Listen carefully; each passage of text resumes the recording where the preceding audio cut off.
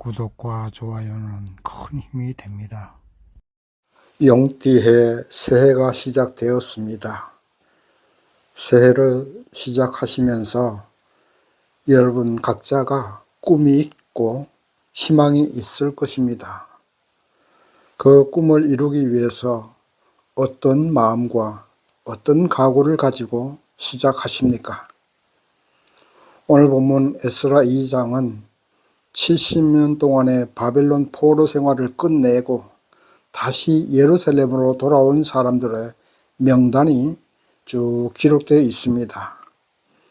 오늘 본문 말씀을 보시면서 과연 오늘 본문에 나오는 예루살렘으로 돌아오는 사람들이 어떤 각오로 돌아오게 되었던가, 그것을 생각해보고 또 명단들 속에 포함된 사람들의 면면을 살펴보면서 그 속에서 하나님께서 우리에게 주시는 교훈은 무엇인가를 생각해 보겠습니다. 첫 번째로는 귀한 자들의 각오에 대해서 생각해 보겠습니다.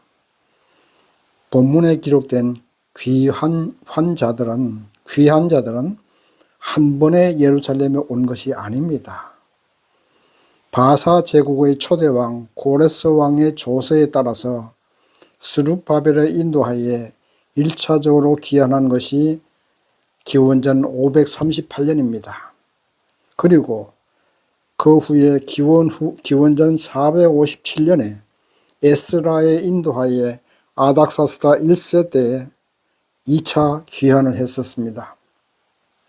그리고 기원전 445년 느헤미야의 인도하에 따라서 3차 귀환해서 약 100여 년에 걸쳐서 귀환한 사람들입니다. 총 귀환자들의 인구수는 42,306명, 제사장들 숫자는 4,289명이 됩니다. 대략 한 10명의 제사장 1명씩으로 계산하면 되겠습니다. 이렇게 많은 사람들이 그들의 땅 예루살렘으로 돌아올 때에 이 사람들은 어떤 각오를 가지고 왔겠습니까? 아마도 첫 번째로는 그들이 하나님께 대한 믿음이 있었기 때문이 아니겠습니까? 유다 왕국이 기원전 586년에 바벨론에게 망하기 전에 활동했던 선지자가 예레미야 선지자입니다. 나라가 망하기 전 40년 동안 예레미야 선지자는 선지자로서의 활동을 했는데, 망해가는 나라를, 망해가는 조국을 보면서 눈물로 하나님의 말씀을 전했지만 결국에 유다 왕국은 멸망하고 말았습니다. 그러나 예레미야는 유다가 멸망하겠지만 결국은 다시 유다를 멸망시킨 바벨론도 망하고 다시 예루살렘으로 돌아오리라고 70년 후의 일을 예언했었습니다. 우리가 예레미야 29장 10절 말씀 한번 찾아보십시다. 예레미야 29장 10절 제가 읽어드리겠습니다. 나 여호와가 이같이 말하노라. 바벨론에서 70년이 차면 내가 너희를 권고하고 나의 선한 말을 너희에게 실행하여 너희를 이곳으로 돌아오게 하리라. 아멘. 이렇게 예레미야가 70년 후에 일어날 일을 예언한 그대로 바벨론은 망하고 유다 백성들은 다시 예루살렘으로 돌아올 수 있었습니다. 예레미야의 예언이 이루어지고 하나님의 약속의 말씀이 실현되는 것을 보는데, 그리고 체험했는데 어찌 하나님을 믿지 않을 수 있겠습니까? 하나님께 대한 믿음이 있었기 때문에 이 많은 사람들이 다시 조국 이스라엘로 예루살렘으로 돌아올 수 있었던 것입니다. 오늘 이 말씀을 듣는 저와 여러분도 한 해를 시작하시면서 다시 한번 믿음의 신발끈을 조여매야 되지 않겠습니까? 믿음 생활도 오래 하다 보면 느슨해지고 바람 빠진 풍선처럼 힘이 빠지고 생명력이 없게 됩니다. 그게 사람입니다. 그러나 우리 새해를 시작하면서 다시 한번 믿음의 신발끈을 동여 매십시다. 믿음의 허리끈도 동여 매십시다. 구약 성경을 읽다 보면 하나님의 약속은 한마디도 헛된 약속이 없었습니다. 하나님은 공수표를 발행하시지 않습니다. 하나님의 약속은 부도나지도 않습니다. 아브라함에 대한 하나님의 약속, 야곱에게 하신 하나님의 약속, 선지자들을 통해서 하신 하나님의 약속은 그대로 실현되었습니다. 예레미야 29장 10절에 하나님은 70년 후에 포로로 잡혀갔지만 이스라엘 백성들이 다시 예루살렘으로 돌아오리라고 예언한 그대로 실현되지 않았습니까? 이처럼 신실하신 하나님을 체험하시고 또 성경을 통해서 읽어보면서 어찌 우리의 믿음이 흔들릴 수가 있겠습니까?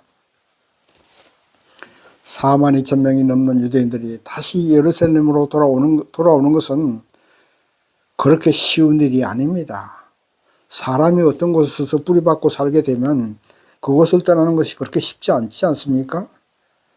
70년 동안 바벨론의 포로로 잡혀갔지만 그러나 그 70년 동안 살면서 그들이 일하는 일터도 있었을 것이고 사업하는 사람도 있었을 것이고 가정을 이루고 살고 있었을 것입니다. 그럼에도 그들이 고국 예루살렘으로 돌아오는 것은 아마도 물질의 손해도 각오했을 것이고 때로는 가족 간의 이별도 각오했을 것입니다. 그리고 육신적인 고생도 각오하지 않았겠습니까?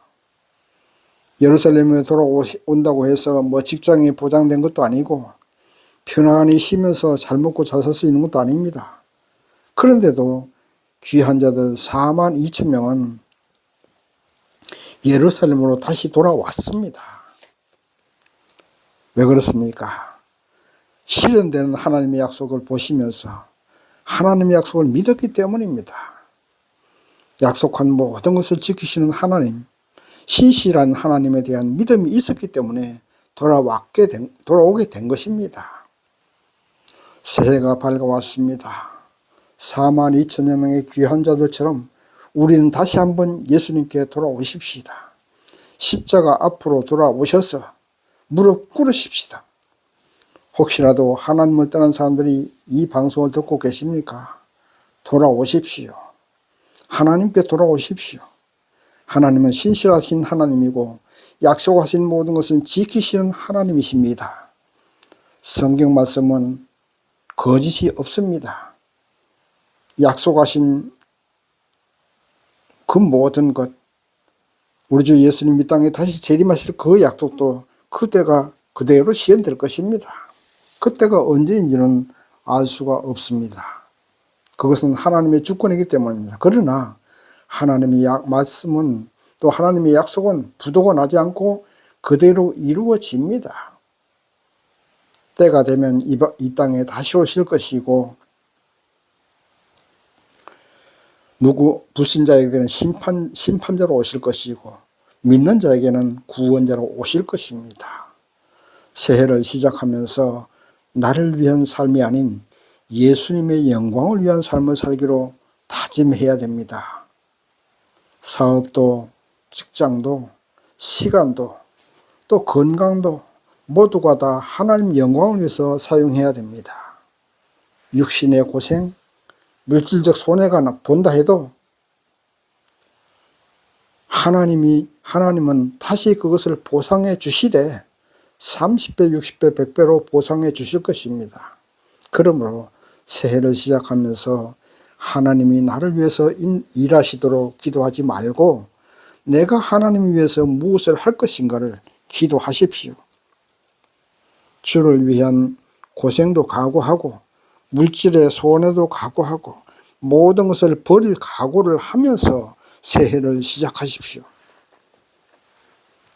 움켜쥐려고 힘들어서 지어지는 것이 아닙니다. 하나님이 움켜쥐게 해주셔야 움켜쥘 수 있는 것입니다. 세상 일도 일사각오로 해야만 어떤 일을 성취할 수가 있는데 하물며 하나님의 일을 그렇게 쉽고 안일하게 하려고 그렇게 해서는 하나님 기뻐하시지도 않고 이루어질 수도 없습니다. 고국으로 돌아온 이스라엘 백성들처럼 주님을 위해서 모든 것을 바칠 각오로 새해를 시작하십시오. 하나님은 그런 사람에게 새로운 생명으로 부활시켜 주실 것입니다. 십자가에서 죽으셨으나 부활하신 예수님처럼 주를 위해 모든 것을 버릴 각오로 새해를 시작할 때 하나님은 무너진 사업, 또 무너진 가정, 무너진 건강, 무너진 믿음까지도 다시 부활시켜 주실 것입니다. 그런 하나님의 은혜를 받아야 되지 않겠습니까? 두 번째, 용기를 가지고 새해를 시작하십시오. 본문 말씀 38절 말씀 보십시오.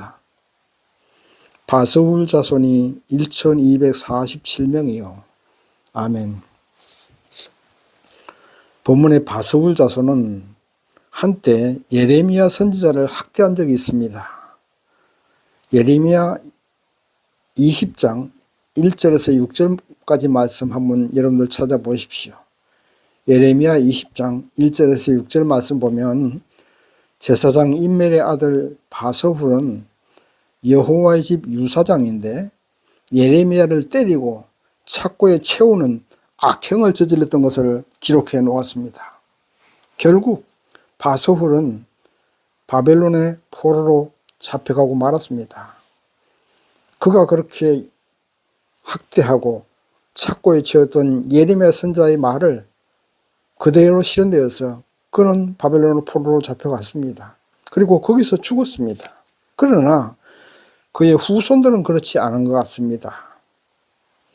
비록 그의 아버지는 또 그의 조상 바스훌은 예레미야 선지자를 때리고 옥에 가두기도 했지만 그러나 그 후손들은 바벨론 포로 생활하면서 예레미야 선지자가 눈물로 하소연하고 눈물을 흘리면서 외치던 그 음성이 진실이었구나 하고 깨달았던 것 같습니다.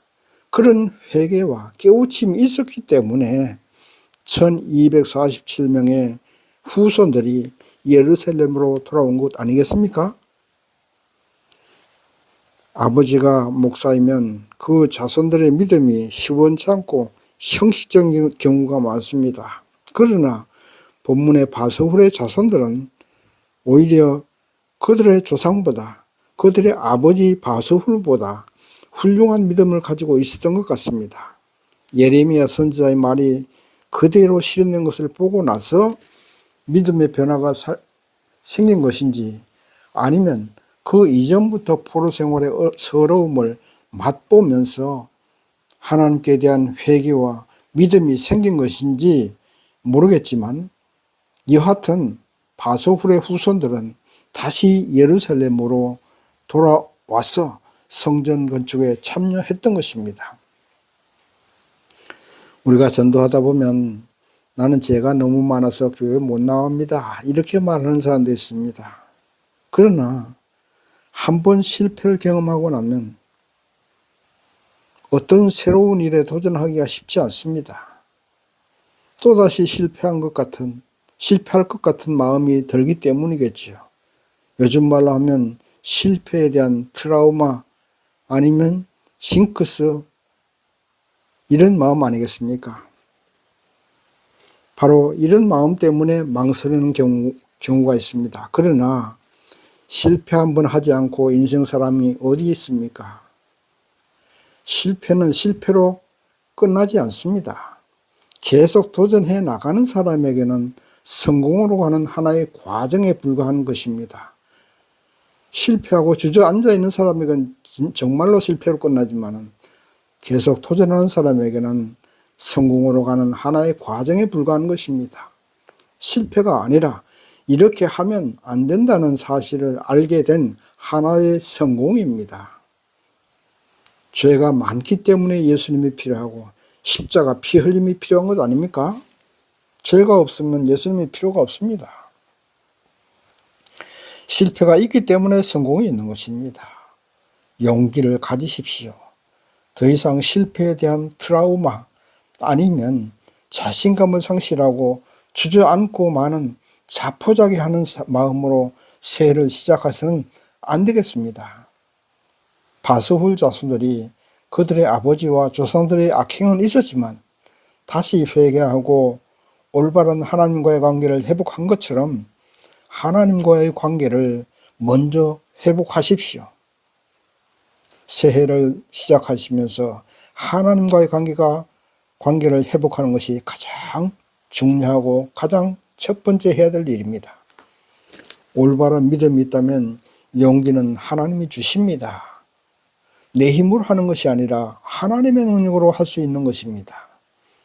아무리 죄가 많고 악행을 저질렀다 할지라도 하나님 앞에 회개하고 올바른 믿음으로 살아간다면, 또 올바른 믿음으로 새해를 시작한다면 하나님은 다시 우리를 받아주시고 도와주십니다. 믿으시기 바랍니다. 주홍 같은 붉은 죄도 십자가 앞에 무릎 꿇고 회개하면 예수님의 피로 다 씻어 주십니다. 예수님을 3번씩이나 부인했던 베드로를 다시 받아주신 예수님이십니다.